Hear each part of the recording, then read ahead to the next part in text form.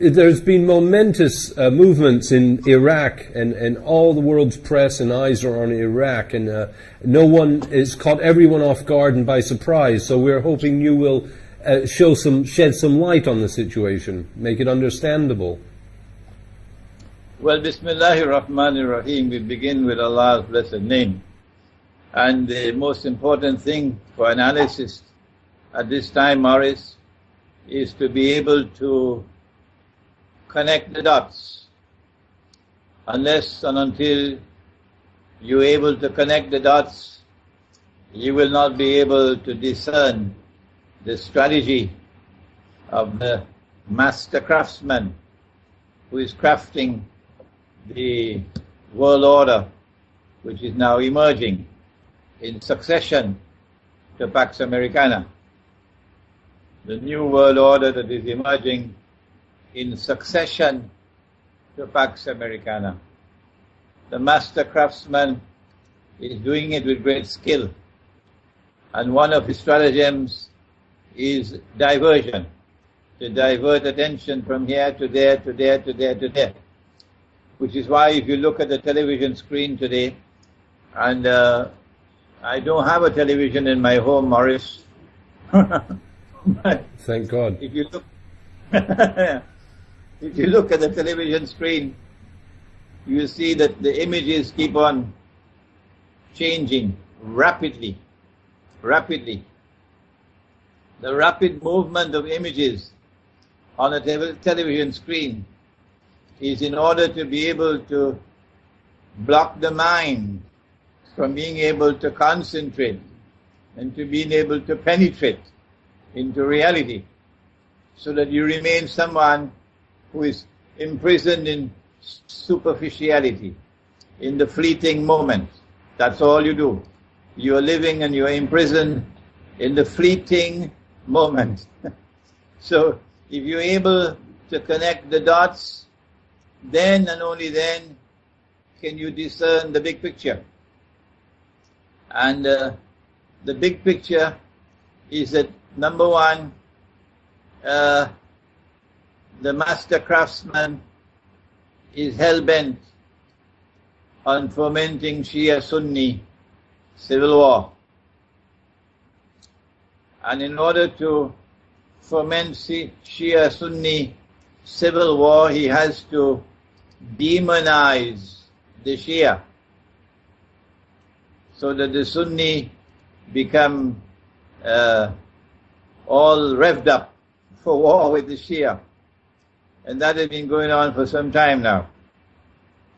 He has to so brutalize the Sunnis that large numbers of young Sunni men will become so filled with anger, so overflowing with anger, that all you have to do is to put some weapons in his hands and tell him go and fight, and he will dance to any tune that you play. So what they did in Libya, and then what they did in Syria, is what they're now doing in Iraq. It's the same master planner at work, the same supplier of weapons. And I want to assure you that this body called themselves ISIL, or that's the French, and ISIS in English, this body of so-called mujahideen, I want to assure you, Morris, they're not getting their weapons from Santa Claus. No. The same Santa Claus who supplied weapons to them in Benghazi, so that they're able to take over Libya. The same assortment of Santa Clauses who've been supplying them with weapons and training and US dollars for them to wage their bogus jihad in Syria. I am absolutely certain, Morris, that it is the same Santa Claus at work, supplying weapons and supplying training and supplying funds for this, what is now occurring in northern Iraq. And the purpose is, of course, ultimately to serve the cause of the Zionists. The purpose is ultimately to ensure that Israel would have an easier task, an easier fight on her hand to succeed the United States as the next ruling state in the world, to create turmoil and create disorder in the Arab world in particular, to create civil war in the house of Islam. And that's what they're doing in northern Iraq. Is it not the case that there is also popular support for the uprising in Iraq? ISIS is only a few thousand fighters. It could not possibly be taking over huge towns and cities without local support. We have someone from northern Iraq sitting with me here now. It appears it's not just a matter of local support, and of course the Sunnis in Iraq would feel a certain amount of grievances over majority Shia rule when they have been ruling over the country for so long. But it is also a conscious decision on the part of the Iraqi government to withdraw the armed forces of Iraq from all of these areas. So there's no fight. The ISIS is not defeating them on the battlefield. It is rather that the Iraqi government has decided to withdraw her armed forces from that part of Iraq. Well, there's been a lot of disquiet from Maliki about the amount of troops that ran, deserted, absconded, and there's a lot of publicity given now to how much is being paid to new volunteers to battle ISIS. But I'd like to make this point that ISIS is only a few thousand fighters. They surely can't just approach a town of a few 100,000 people and overwhelm it within hours, which is what we are witnessing. What I'm saying is there must be Saddam loyalists, Baathists, and various others there supporting them. There's also the undercurrent of an emerging Shia-Sunni civil war. If ISIS is comprised of Sunni warriors, then they can exploit the underlying Sunni sentiment of discontent with the Shia, which has been playing for some time now. Okay? The mastermind is succeeding, and succeeding dangerously so, in approaching that point when he will succeed eventually in fomenting overall Sunni Shia civil war. In a previous interview, I had mentioned that perhaps behind the scenes there is a second track of negotiations going on with Iran. A secret track of negotiations going on with Iran, where an offer is being made, a plum which is so juicy, that only the best of all can refuse it. And that is for the triumph of the Shia version of Islam over the Sunni. For that triumph of Shia Islam to take place, you have to facilitate the emergence of an Imam al-Mahdi, who will be accepted in Mecca. In order for Mecca to accept the Imam al-Mahdi, Mecca has to be under Shia rule. How can Mecca be under the Shia rule without some kind of very astute diplomacy with Iran and very astute military planning, with a number of people facilitating a movement towards Iran taking over Mecca. I don't want to speak any more on this Mecca. I just want to leave the dots for those who have the intelligence to be able to connect the dots. This is a possible scenario being negotiated secretly, and hopefully we pray that Shia Iran will not fall into that trap. So your suggestion is NATO may turn on Saudi Arabia. One wonders if NATO is not bombing ISIS at this moment, if it is Saudi Arabian pressure that's stopping America from bombing ISIS and her allies. Why should NATO, why should the United States be bombing ISIS except as camouflage, when ISIS is doing the work that the Zionists want ISIS to do? Nevertheless, they have tremendous support from Saudi Arabia, and I just wonder how much Saudi Arabian influence there might be on American foreign policy in the area. Isn't Saudi Arabia a Zionist state? Isn't Saudi Arabia dancing to the tunes of a Zionist drum beater from day one? Okay? There's a falling out now, because Saudi Arabia is seeing the United States cozying up to Iran. Okay? Yes. And maybe a betrayal of the Saudis. That's in the cards. But ISIS is dancing to a Zionist drumbeat without any doubt at all, because it identifies itself in a very strange way. It doesn't identify itself as a revolutionary movement. Morris, it identifies itself as an Islamic state. Why would you identify yourself as an Islamic state when the only way that an authentic Islamic movement of liberation can establish an authentic Islamic state is if you make a claim to the restoration of the caliphate or the khilafah? Well, very clearly you don't need a PhD to know that that's in the cards. And it's going to be a bogus caliphate, a bogus khilafah. If they want to fall for that trap, that's their choice, not ours.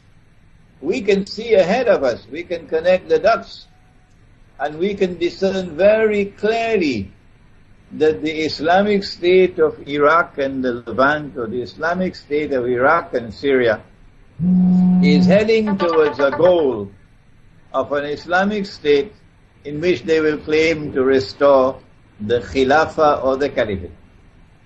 And we are saying up front, before they achieve it, that it'll be as bogus a Caliphate as the paper money that we're now using as money.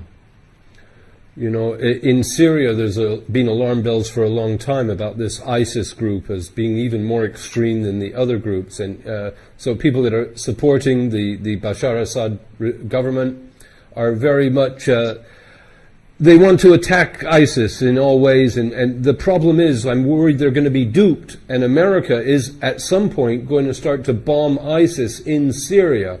In other words, America's is it preparing to re-penetrate the Middle East? Is it about to reoccupy the Middle East or re-destroy it? There appears to me, Morris, to be evidence in our eschatological data. Sorry for using such technical language. Islamic eschatology envisages or anticipates precisely that a new Western military presence in the Arab world, when they're going to land, as the Prophet said, alayhi salatu wasalam, in the area north of Damascus, where a big war is going to be fought. So yes, they are preparing for that Western intervention, military intervention. But a Western bombing of ISIS, I think it's only going to be window dressing, like an Israeli attack on Iranian nuclear plants will be only window dressing, meant to provoke Iran into a military response that will be which will entirely meet the approval of Israel. We're all being manipulated.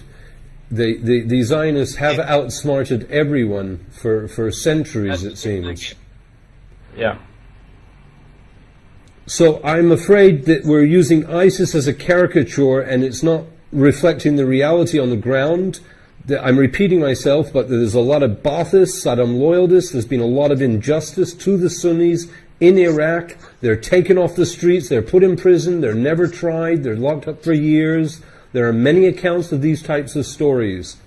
So I'm worried that we're all focusing on ISIS when in fact ISIS is actually a small part of the picture. The support that you speak of was deliberately and carefully cultivated. They created it so that they could exploit it the way they're now exploiting it. You don't need a PhD to understand that. Yes. The same thing happened in Egypt. They created the sea of discontent through their manipulation of money, the banking system, the monetary system, the economic hardship.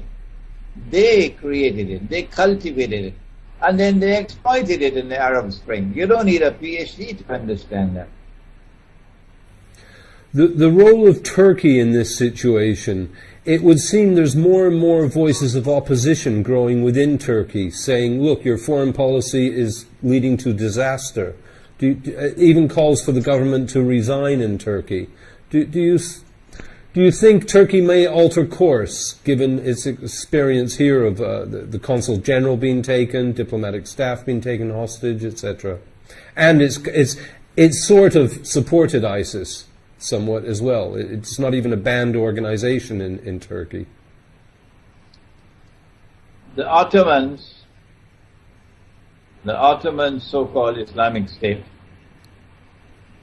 had a PhD in its bogus support of the Sunni cause.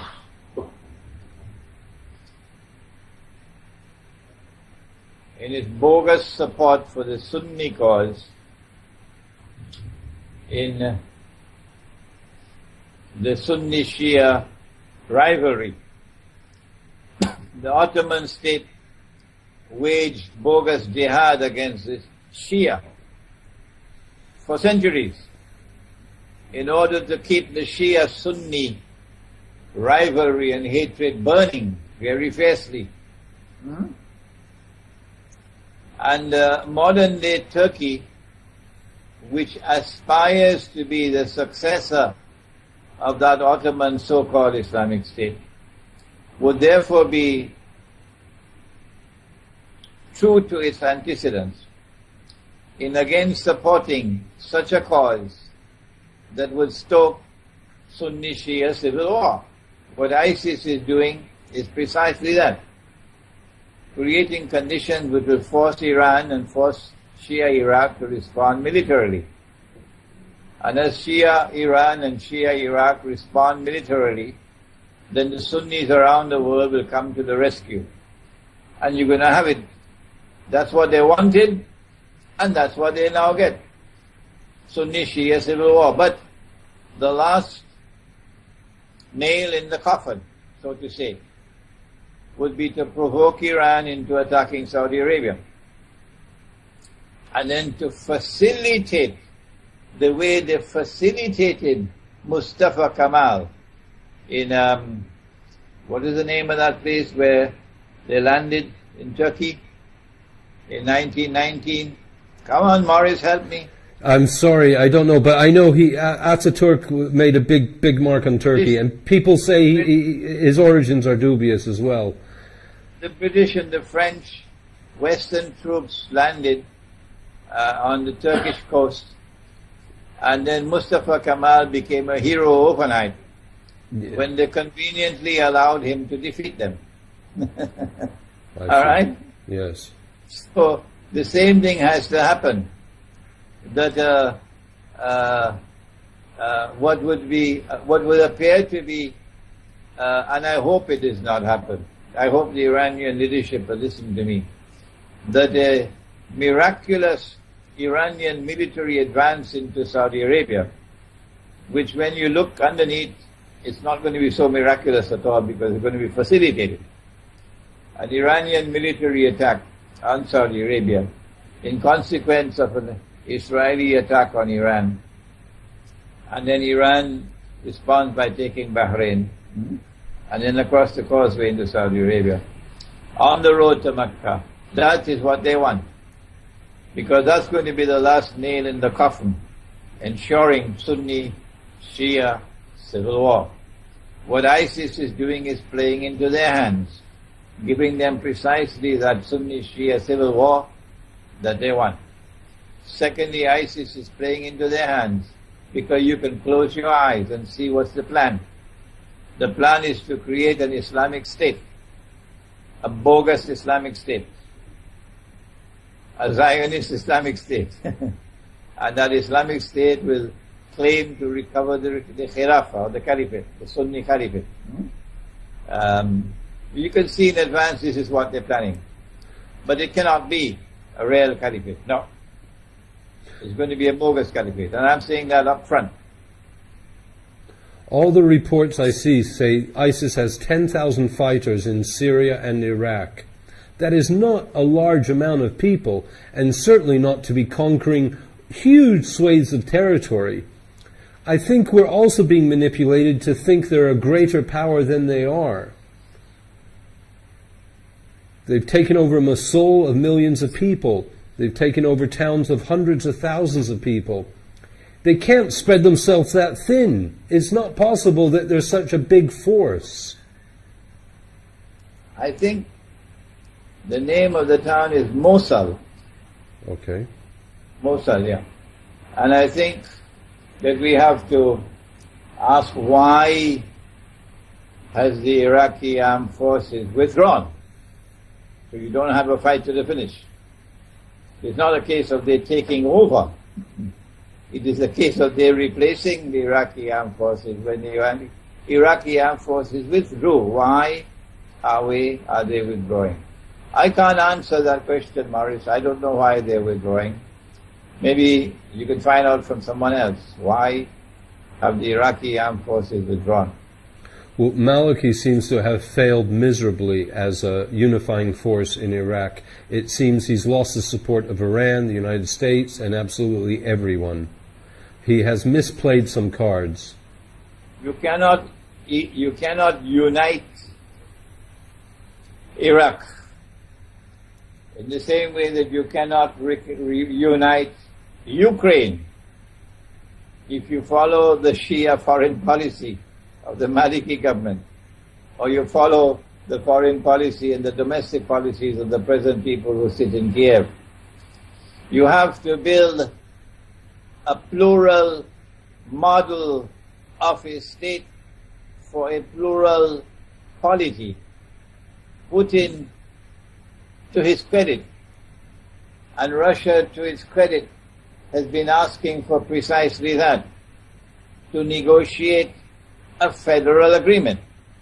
I don't call it federal, I call it a plural model of a state for Ukraine, because it's not a homogeneous society. It's not a homogeneous polity. This is what our Prophet, Allah's blessings be upon him, did when he went to Medina. He found a polity which was comprised of heterogeneous units. There were Jewish tribes, some of which were locked in war with each other. And there were pagan Arab tribes. And then you had people who had migrated from Mecca. So you had three big groups of people. One, the Muslims. Number two, the pagan Arabs. And number three, the Jews.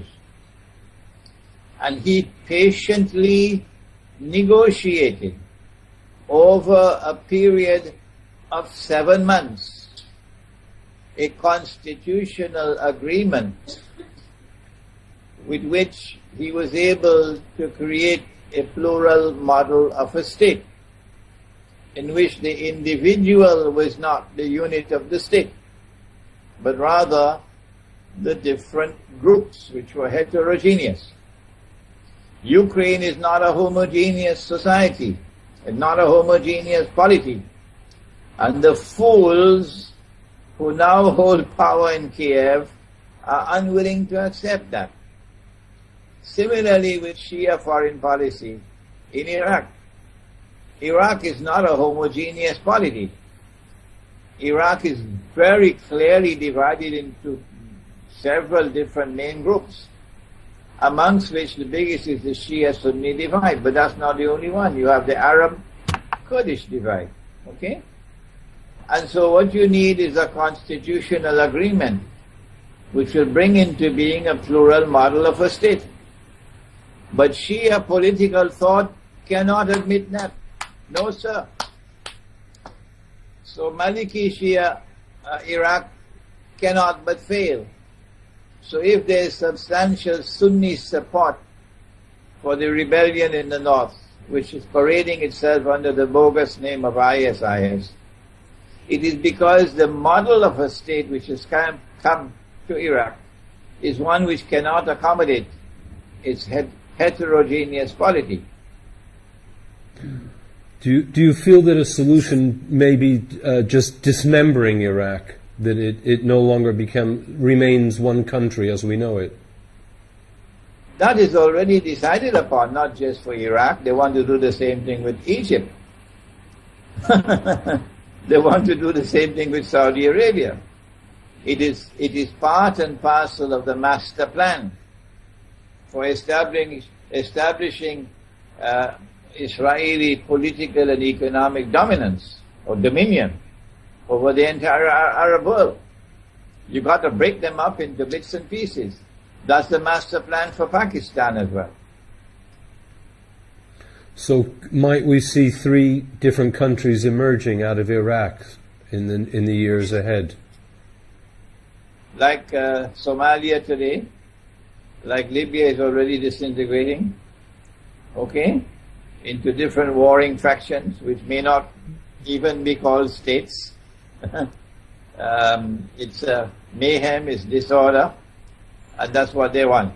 It will facilitate Israel in her effort to try to succeed the United States of America in establishing Pax Judaica, which will replace Pax Americana.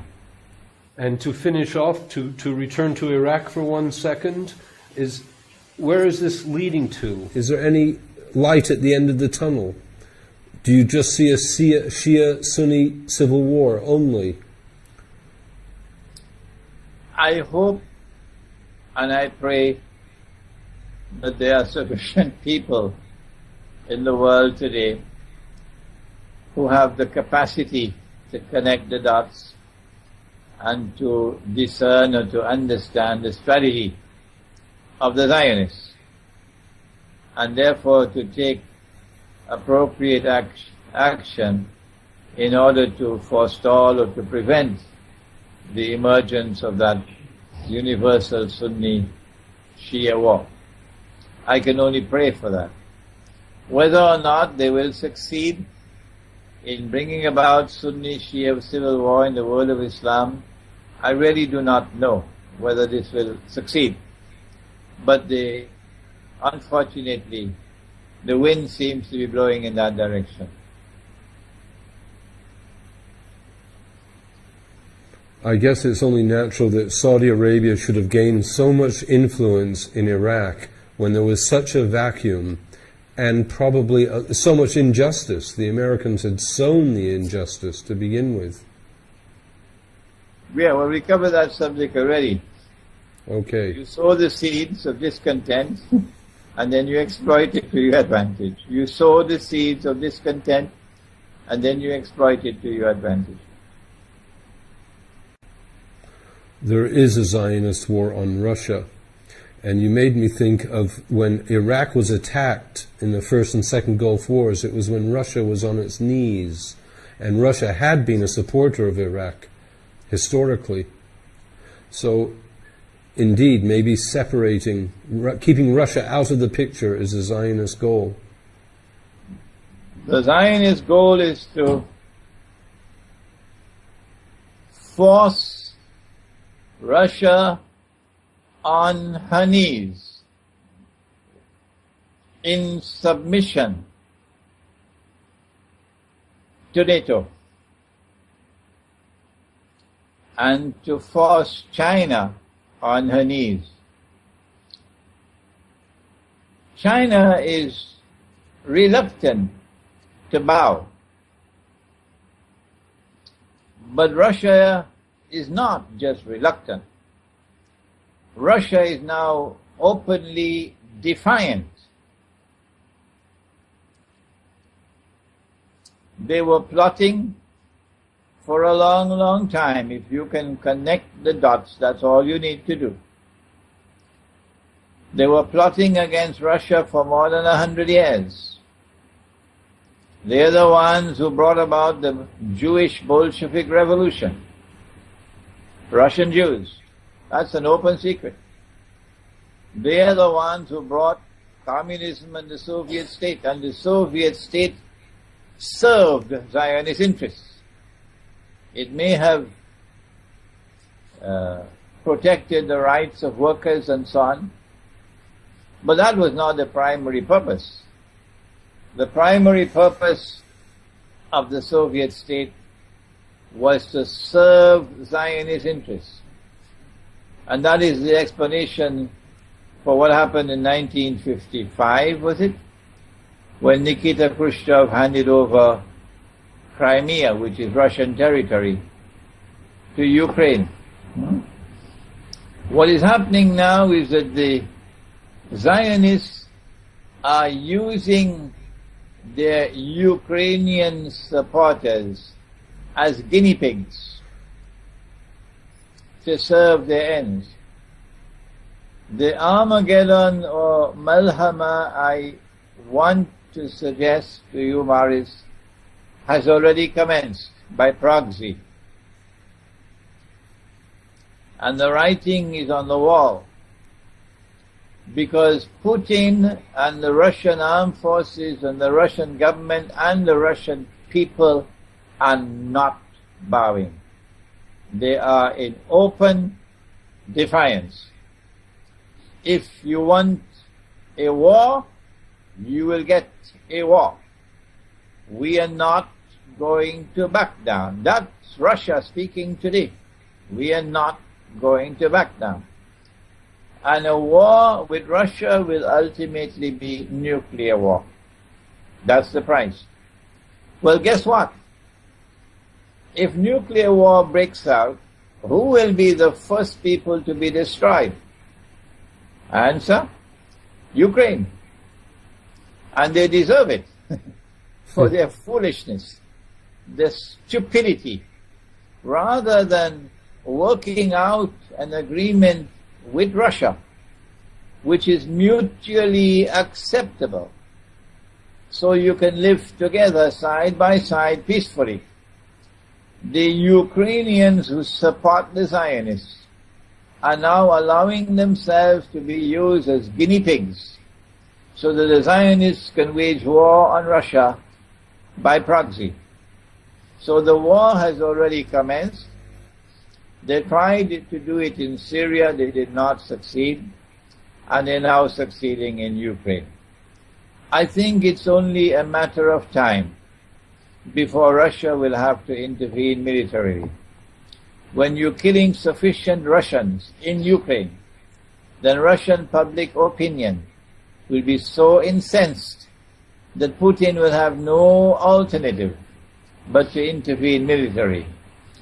If there is an intervention, a Russian intervention militarily in Ukraine, I want to suggest to you, Morris, it makes no military sense whatsoever for it to be a piecemeal, part-time intervention. Russia will have to intervene decisively to achieve a fait accompli, as she achieved in Crimea. Well, it seems you still have Slavs fighting Slavs and Christians fighting Christians. It's a win-win situation for the Zionists if Russia goes to war with Ukraine. No, I disagree. Please. You see, in the Quran, Allah speaks about those Muslims who become friends and allies of what we now recognize as the Judeo-Christian Zionist Alliance. And the Quran declares that those of you who join them, who become their supporters, and friends and allies. You no longer belong to us, you now belong to them. So this will not be Christians. No. The ones who will be Christians will be Rome, which will be Russia and her allies.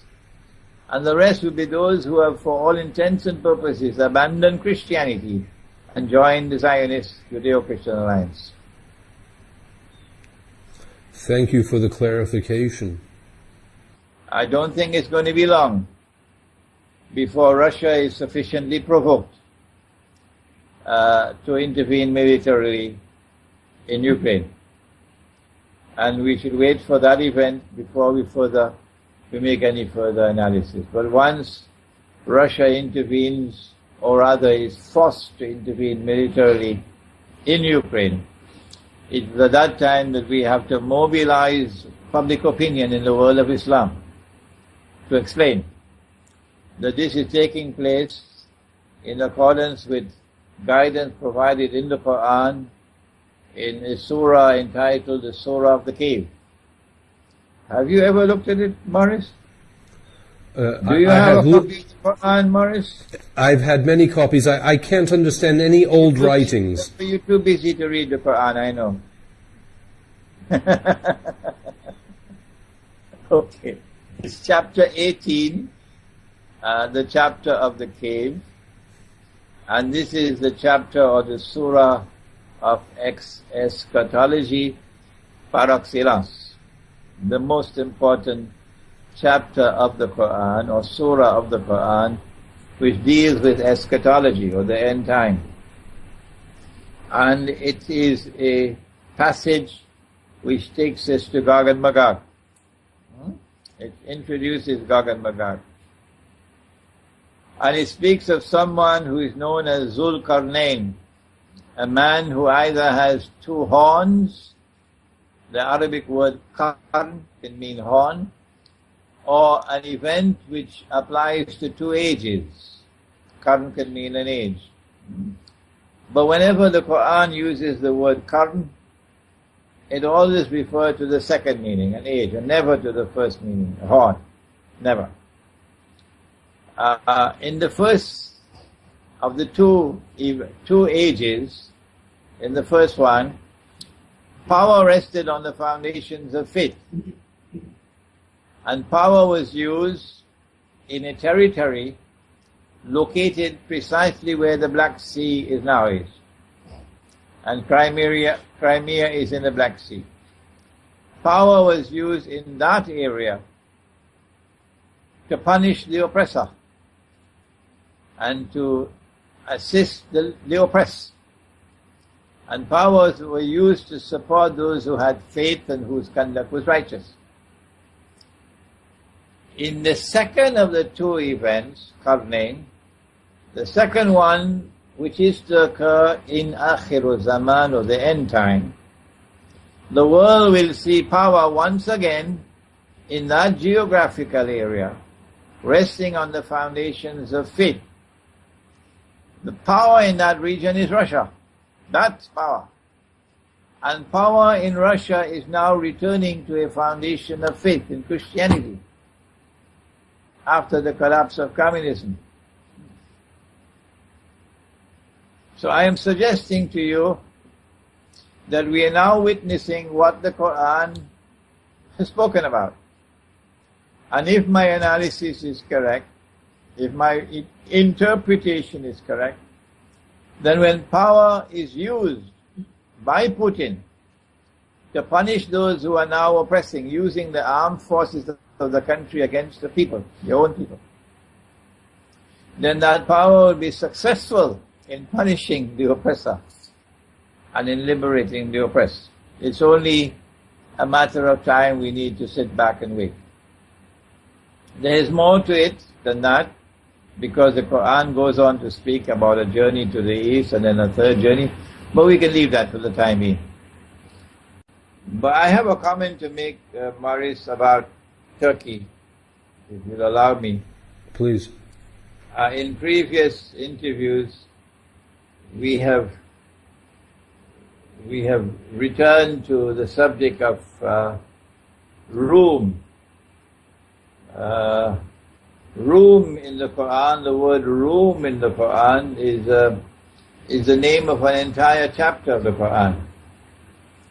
And when the Quran speaks about room, the Quran is clearly, without any doubt, speaking about the Orthodox Christian Byzantine Empire, which was initially created by Constantine when he moved from the first Rome to the second Rome in Constantinople.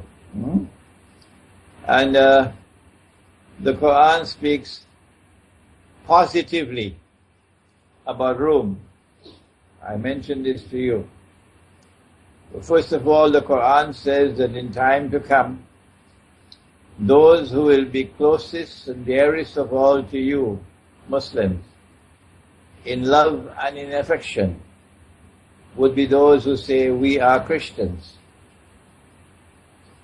The Quran eliminates the possibility that the word Christian here could include those Christians who form friendship and alliance with the Jews, which is what Western Christianity has done. So the Christianity which remains, when you eliminate Western Christianity as a whole, not as individuals, is Orthodox Christianity. And we have someone from Russia here with us today. Yeah. Who was Orthodox Christian, became Muslim. When the Quran refers to those Christians with whom you'll have the closest relations of love and affection, it could not be referring to any other Christians but Orthodox Christianity. Because this is confirmed in a prophecy, an end-time prophecy of Prophet Muhammad ﷺ, who said that you will make an alliance with Rome. You cannot make an alliance with a hostile force. No. You have to make an alliance with a force or a group with whom you can have relations that you can trust. And therefore friendly relations. So it has to be Orthodox Christianity. And Orthodox Christianity is precisely the people that the Ottomans attacked again and again and again and again for 500 years. Waging unjust jihad against them. It seems to me that the Ottoman Empire was created for specifically this purpose, to sabotage an end-time alliance between Muslims and Rome. That's what the Ottomans were created for. Despite whatever else the Ottomans did, which was good, which was authentically Islamic, all of this has to be considered as window dressing. The Saudi state is a very faithful successor to the Ottoman state, acting in the same way. The Orthodox Christians had their greatest of all cathedrals in Constantinople, called Hagia Sophia. And I have returned to the subject of Hagia Sophia for the last 2 years. Probably mine was one of the most vocal voices in Islamic scholarship over the last 2 years on Hagia Sophia.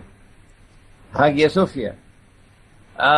Pointing out that when the Sultan Muhammad Fatih conquered Constantinople in 1453, and then made the claim that this fulfills the prophecy of Prophet Muhammad ﷺ, who prophesied that Muslims will conquer Constantinople, and who then went on to praise the army and to praise the commander. When the Sultan made the claim that his conquest of Constantinople has fulfilled that prophecy, this claim was accepted hook, line and sinker for 500 years by Muslims around the world. I stood alone 2 years ago to challenge it and to say, no, this is false. Among the reasons which I gave was that the conquest of Constantinople, prophesied by the Prophet ﷺ, comes after Armageddon, or the Malhama. And Armageddon, the Malhama, has not as yet occurred. And so the conquest of Constantinople could not have yet occurred. So my critics then responded and said, well, there are two conquests. They had to manufacture data. That's false. There's only one conquest of Constantinople, prophesied by the Prophet ﷺ. Okay? Then, the second thing that the Sultan did, which invalidated his bogus claim even further, was that he took that cathedral, which was the most important symbol of Christianity, Orthodox Christianity in the world, the Cathedral of Hagia Sophia, which had functioned as a cathedral uninterruptedly for 1,000 years. 1,000 years is a long time, Maurice. And he took that cathedral and shamefully and disgracefully and manifestly sinfully transformed it into a masjid. This is strong language, Maurice. Normally, if someone uses that kind of language, shamefully, disgracefully, manifestly sinfully, for something that the entire world of Islam has accepted, you should have lost your head by now. You should have only your shoulders with no head on top of the shoulders. But I have survived. 2 years have passed since I gave the lecture at the International Islamic University here in Malaysia on the conquest of Constantinople in the end time. And there is an increasing body of sentiment in the world which is supporting my view. What they're now doing, Waris, is attempting to further sabotage any movement towards a Muslim alliance with Rome in an effort now in Turkey to get the Turkish government to allow the Hagia Sophia Cathedral to be once more used as a masjid or a mosque. What Mustafa Kemal had done in the 1920s when he took over Constantinople was to prohibit the use of the cathedral as a masjid, which was the right thing that he did. But then he went on to transform it into a museum, which was very wrong, very wrong. What he should have done, if there was any sincerity and good sense in him, as what Sisi should have done in Egypt, if Sisi had only $5 worth of sincerity in him, what he should have done was to return the cathedral to the Christians. This is your church. We should never have taken it from you and transformed it into a masjid. We hereby return it to you and we apologize to you for what was done. And we will ensure that for succeeding generations we'll protect your right to keep this as a church. As what Sisi should have done in Egypt. When he took over power in Egypt, he should have announced that we, the Egyptian armed forces, have now come to stay forever and ever and ever, if that's how long it'll take for all the political forces in Egypt to come together and negotiate a constitutional agreement that is mutually acceptable. Our purpose is to unite Egypt, not to divide it. And on the day when you can unite together in one constitutional agreement, we'll immediately hand over power. That's called sincerity. But the Egyptian armed forces don't know what is sincerity. They're only concerned with the cake. And now they have the cake again after having it for 50 years or more. And they don't want to give it up. Now, so I see a movement in Turkey which is sinister. I condemn it with my own single feeble voice as much as I can, that you're trying to sabotage an alliance with Rome. You do not want an alliance with Rome to take place because the Zionists don't want that.